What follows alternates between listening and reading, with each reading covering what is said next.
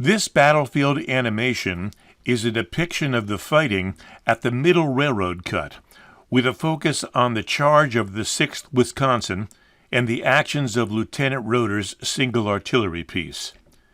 In his new book, Strong Men of the Regiment Sobbed Like Children, John Reynolds I Corps at Gettysburg on July 1, 1863, author John Michael Priest meticulously describes the conflict. Most of the following video narration is taken from Chapter 6 and is used with the permission of the publisher, Savas Beatie. The animation itself has been extracted from the acclaimed Gettysburg Animated Battle Map app, an 8-year project that shows every minute of fighting over the 3 days of the battle in covering a 56-square-mile battlefield. More information on this app can be found at the end of this video or by visiting savasbeatie.com. Author John Priest first references the 6th Wisconsin of Meredith's Brigade, Wadsworth's division, of the 1st Corps when describing the brigade's approach into the fields west of the Lutheran Seminary. He writes, "The 2nd Wisconsin took the lead, followed by the 7th Wisconsin and the 24th Michigan. Lieutenant Colonel Rufus Dawes's 6th Wisconsin, having rotated to the rear of their brigade, finished out the column. They took up a position in reserve, while the bulk of the Iron Brigade fiercely battled it out with Archer's brigade in Herbst Woods." When General Reynolds is killed, General Doubleday assumes command of the 1st Corps. Of Doubleday and his headquarters staff, Priest writes, "By 10:40 a.m., they reached the field in front of Reverend Schmucker's house, where Doubleday found himself in the middle of a chaotic situation. Doubleday spied the 6th Wisconsin moving onto the crowded field and directed it to stop. Dawes did as directed and commanded his men to lie down. Moments later, the brigade guard joined the 6th. Dawes split the guard, which consisted of 20 enlisted men from each regiment in the brigade, into 2 companies. Priest describes in detail how they were positioned on the opposite flanks of the regiment. As the Iron Brigade was taking control of the fight for Herbst Woods, the North Carolina and Mississippi regiments of Davis's brigade were having much better success against 3 of General Cutler's regiments north of, and Hall's battery just to the south of, the unfinished railroad bed. The Mississippians and Tar Heels crested the middle ridge in pursuit of Cutler's broken regiments about the same time that General Buford and his staff reached the western face of Shedd's Woods to survey the situation. Buford immediately dispatched an aide to fetch one of Califf's guns to stabilize the line, sweep the railroad cut, and drive out the skirmishers of the 42nd Mississippi, harassing Hall's retreating battery, dispatching Lieutenant John Roeder and his right gun. Of Roeder's courageous gun, he writes, "The Mississippians spotted John Roeder's artillery piece rattled into position and unlimber. The Magnolia State soldiers cut loose with what one account claimed was deadly fire and charged." Vividly describing the efforts of Roeder's wounded crew to load their gun with double canister and fire in the face of the charge, Priest states, "The artillerists heard the Rebs scream, 'There's a piece, let's take it,' as another Union gunner yanked the lanyard.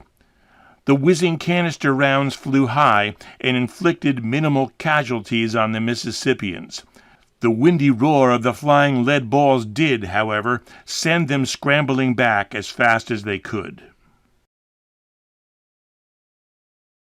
The author then turns his attention back to the 6th Wisconsin, stating, "Immediately west of the seminary and some 80 rods south of the Chambersburg Pike, Dawes observed Cutler's brigade streaming southeast over the first ridge west of Shedd's Woods and toward the low ground west of the Thompson place. Dawes simultaneously caught a glimpse of Hall's 4 guns in the distance on the north side of the road, thundering east toward the same place. While the column ran parallel to the Chambersburg Pike, Dawes belted out the command to double quick to the rail fence. Lieutenant Harris, commanding the left half of the brigade guard, passed by the right flank of the immobile 95th New York. "For God's sake," Harris accosted them, "why don't you move forward and join our left?" None of the New Yorkers responded to the plea. The 2nd Mississippi watched Cutler's broken regiments reform inside Shedd's Woods line. Major Bellow and Major Blair decided their course of action, to charge the 6th Wisconsin. The change in front destroyed any remnants of organized regimental formations. "All the men were jumbled together, without regard to regiment or company," Blair wrote in 1888. The 2nd, the 42nd, and probably the 55th North Carolina were one mass of men. The west end of the line stumbled into the deep part of the cut. The left ended up in the shallow eastern part of the excavation. The cut was not the defensive position the Confederates hoped it might be.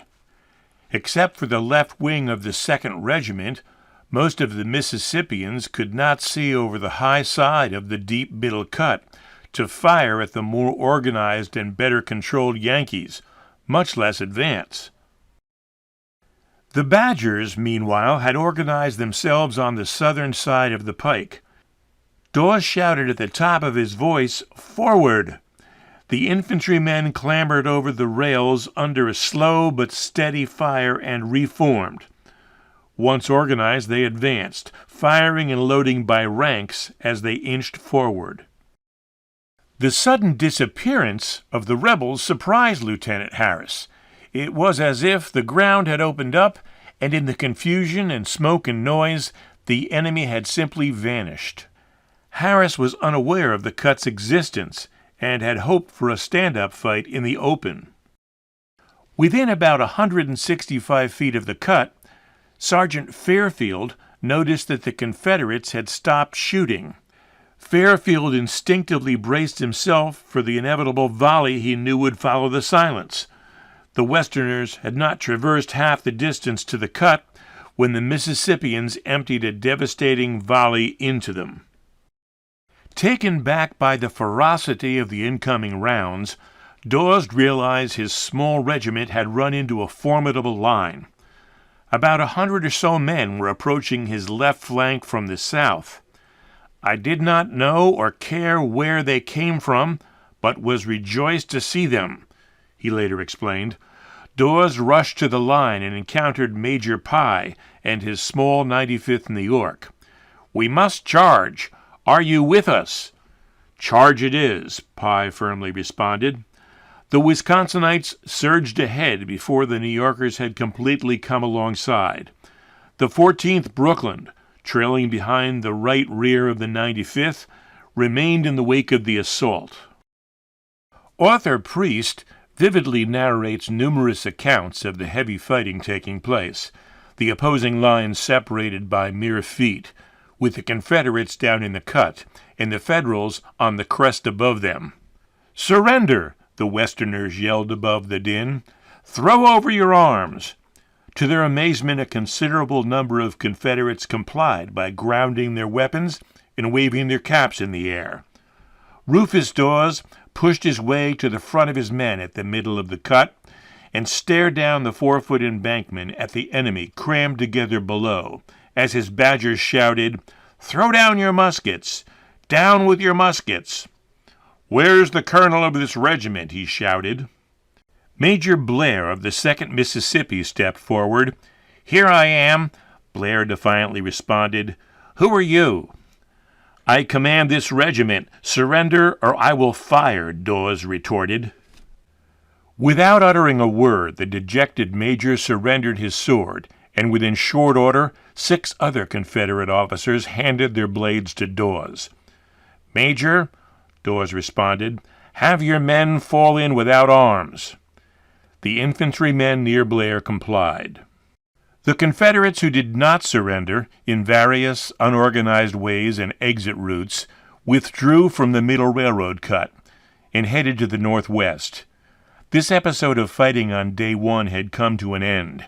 Heavy losses on both sides, but with the Federals in control of that section of the field. The time immediately following became later known as the midday lull, but within about an hour the fighting would resume and all hell would break loose here in the fields northwest of Gettysburg. More information, including purchase details for this title, can be found on the publisher's website. A live link can be found in the video description. More information on subscribing to the Gettysburg Animated Battle Map app used in this video can also be found on the Savas Beatie website and by using the live link also in the video description.